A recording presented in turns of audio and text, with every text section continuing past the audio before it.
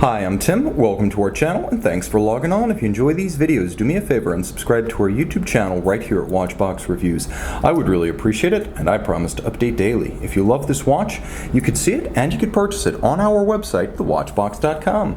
And today we are discussing a lovely K series, so circa 2001, Rolex Oyster Perpetual Datejust reference 16200 stainless steel 36mm with the characteristically cushion-shaped Rolex Oyster case. The watch measures a svelte 11.8mm thick and from lug to lug, 43.8mm across the wrist with a 20mm lug spacing. I can recommend this watch for a wrist as small as 13cm circumference. A graceful and versatile unisex option. The watch, of course, harks back to the original Datejust of 1945, a breakthrough watch and the first of the modern canonical Rolex watches. Alongside the Daytona, Submariner, and the GMT, this is one of the all-timers and one of the most accessible in that category. The timepiece with an oyster bracelet, so a 3-link design, satin finished on the tops, polished on the outer faces. You can see that removable links are fixed by screws. We'll get a little bit closer. There's very little stretch in this bracelet. It retains most of its structural integrity. There was always a little bit of rattle in the hollow center link, hollow end link Rolex bracelets, but this one doesn't appear to have gained any additional play over time. The bracelet's in excellent condition, and you can see that the clasp, especially the 5-point coronet externally, retains excellent definition. This is something I always look for when I attempt to gauge how extensively a Rolex watch from this period has been refinished. The sharper that coronet, we'll get real close here, but the sharper that coronet, the better the overall condition of the watch, and this one looks outstanding.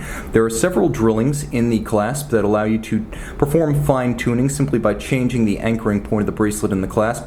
It's a incremental adjustment alongside removing or adding links. Now, rolling back to the case, you can see that this is a graceful polished case flank, and the satin finished hoods are in excellent shape. It's one thing to look for the sharp break between the flank and the lug hood. That's one thing I look for when determining the condition of these older Rolex watches. So you want to see that sharp break on the Datejust and the Date-8, and you can see that this one has that sharp break at all four corners. But you also want to make sure that the graining of the satin finished lug hoods is directional, and it should be correctly aligned, roughly tangential to the bezel running off in each of the quarters and each of the corners. It should just about be a tangential line to the curve of the bezel, and you can see that exact graining is what we have at all four corners of this watch. Domed profile bezel, high polish, giving way to a dial that is an extravagant blue sunburst. You'll appreciate that it is a wonderfully minimalist dial with white gold applique crown, hands, and Roman numerals. No lume here, a very clean dial with faceted hands to make for better contrast. A sunburst blue base for reactivity. Sapphire crystal, of course, by 2001 with a railroad track outboard for more accurately reading the minutes and seconds. Cyclops eye magnifier.